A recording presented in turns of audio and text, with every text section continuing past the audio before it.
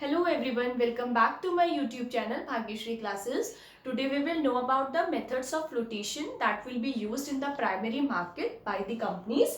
Right? It means ऐसे कौन से methods है जिसके through companies अपनी सिक्योरिटीज को प्राइमरी मार्केट में इश्यू कर सकती है. राइट?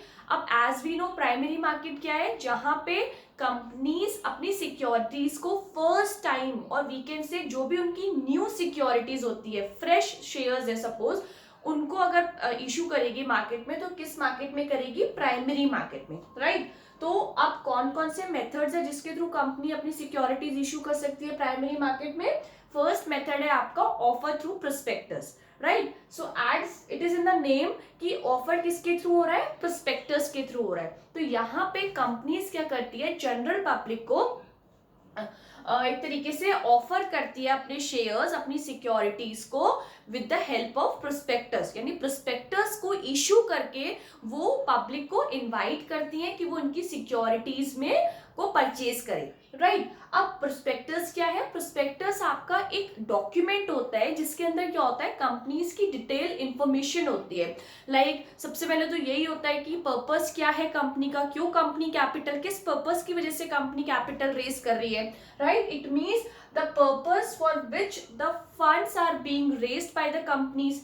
ओके. सेकेंड, आपकी जो भी कंपनीज की लास्ट फिनेंशियल परफॉर्मेंस होती है वो गिवन होती है. तो इससे क्या होता है? पब्लिक को एक आइडिया मिल जाता है अबाउट दी कंपनीज की कंपनी की फिनेंशियल परफॉर्मेंस कैसी है, फिनेंशियल पोजीशन कैसी है, और उसके बेसिस पे क्या है कंपनी ये पब्लिक ये डिसाइड कर सकती है कि पब्लिक ने उनके शेयर्स को बाय करना है कि नहीं करना है. राइट? तो सिंपली यहाँ पे this method is use by the public companies. Like जो पब्लिक कंपनीज होती है वो जनरली इस मेथड को यूज करती है.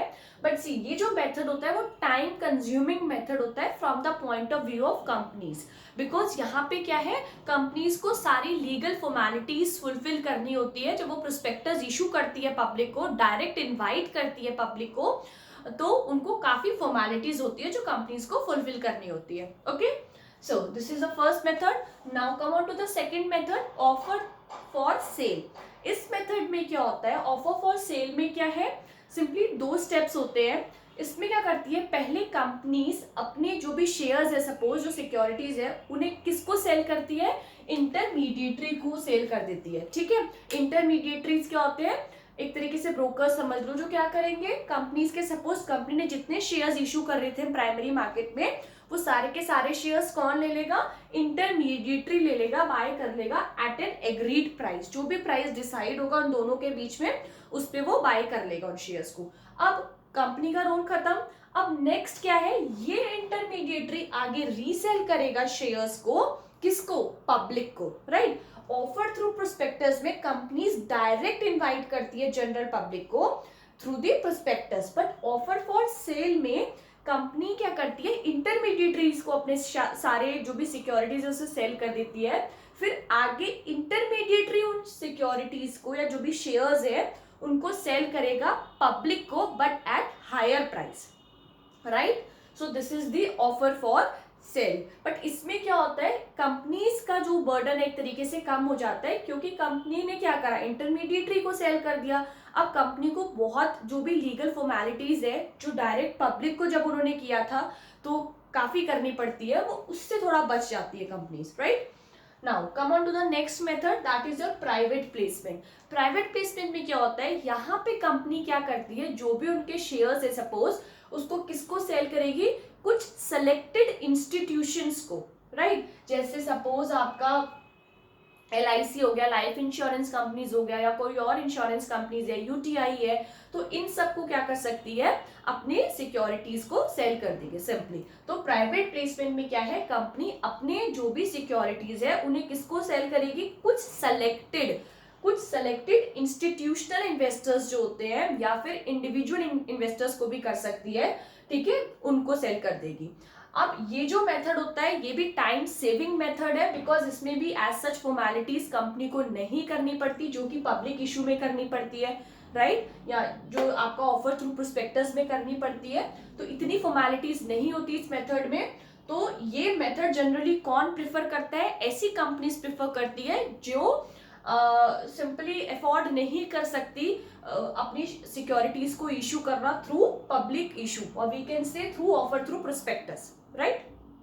तो it means this method is generally preferred by small companies. Okay, now next method is what? Next is right issue. right issue क्या है? right issue आपका किसके लिए होता है? existing companies के लिए होता है। जो companies already है वो इस method को क्या कर सकती है? यूज कर सकती है। इसमें क्या है कि जो भी कंपनीज है वो अपनी जो शेयर्स या सिक्योरिटीज इशू कर रही है प्राइमरी मार्केट में, वो पहले किसको इशू करेगी?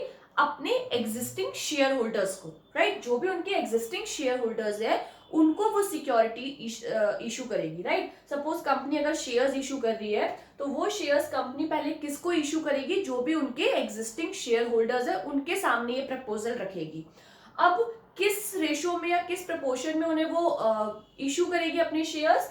The proportion of shares already held by the share holders. जितने प्रपोर्शन शेयर्स के उन शेयर होल्डर्स के पास है उस प्रपोर्शन में एक तरीके से वो उन्हें ऑफर करेगी अपने शेयर्स कंपनी, ठीक है?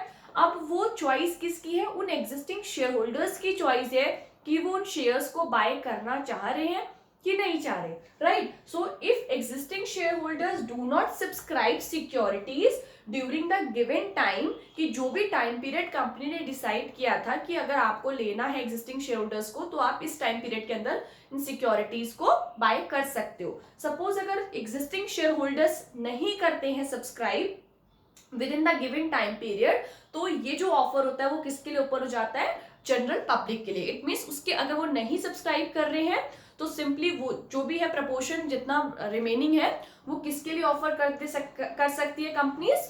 पब्लिक के लिए। ओके, देन लास्ट आपका मेथड है यहाँ पे EIPOs। EIPOs क्या है? Electronic initial public offers, right? इसमें सिंपली क्या है, ये फर्स्ट मेथड की तरह ही है बट इसमें सारा जो ट्रांजेक्शन होगी that is through the online, ठीक है?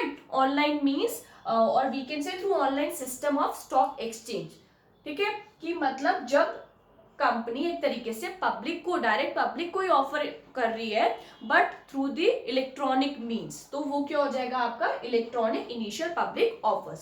सो we can say to issue securities through online system of stock exchange. जो स्टॉक एक्सचेंज होगा उसके थ्रू सारी ट्रांजेक्शन यहाँ पे की जाएगी, उसके थ्रू पब्लिक को इन्वाइट किया जाएगा। तो अगर कंपनी EIPOs के थ्रू सिक्योरिटीज को या शेयर्स को इशू करना चाह रही है तो कंपनी को सबसे पहले क्या होना पड़ेगा? स्टॉक एक्सचेंज के संग एक एग्रीमेंट साइन करना पड़ेगा, एक एग्रीमेंट में एंटर होना पड़ेगा, और उसके बाद क्या है, काफी फॉर्मेलिटीज है, काफी प्रोसीजर है जिसको कंपनी को फॉलो करना पड़ेगा। लाइक कंपनी क्या करेगी? ब्रोकर पहले अपॉइंट करेगी। वो जो ब्रोकर होगा वो क्या होगा? सेबी रजिस्टर्ड ब्रोकर होना चाहिए, ठीक है? SEBI is what? Security exchange board of India, जो सारी गाइडलाइंस डिसाइड करती है रिगार्डिंग जो भी कंपनीज होती है जो आपकी प्राइमरी मार्केट में सिक्योरिटीज में डील कर रही है उनके लिए, ठीक है? तो सिंपली एक ब्रोकर डिसाइड करना पड़ेगा, अपॉइंट करना पड़ेगा कंपनी ने। वो ब्रोकर सेबी रजिस्टर्ड होना चाहिए। अब वो ब्रोकर सारी ट्रांजेक्शंस करेगा on the behalf of company, ठीक है? इट मींस अगर इनवाइट करना है एप्लीकेशंस को, एप्लीकेंट्स को, तो वो कौन करेगा? ब्रोकर करेगा, ठीक है? तो सिंपली सारी फॉर्मेलिटीज होगी जो कंपनी को क्या करनी पड़ेगी? फुलफिल करनी पड़ेगी इस स्टेप में भी। Okay, so this is your what? EIPOs. So this is all the methods that will be used in the primary market for the flotations. Okay, so thank you for watching my video and please like and subscribe the channel for more such videos. Thank you.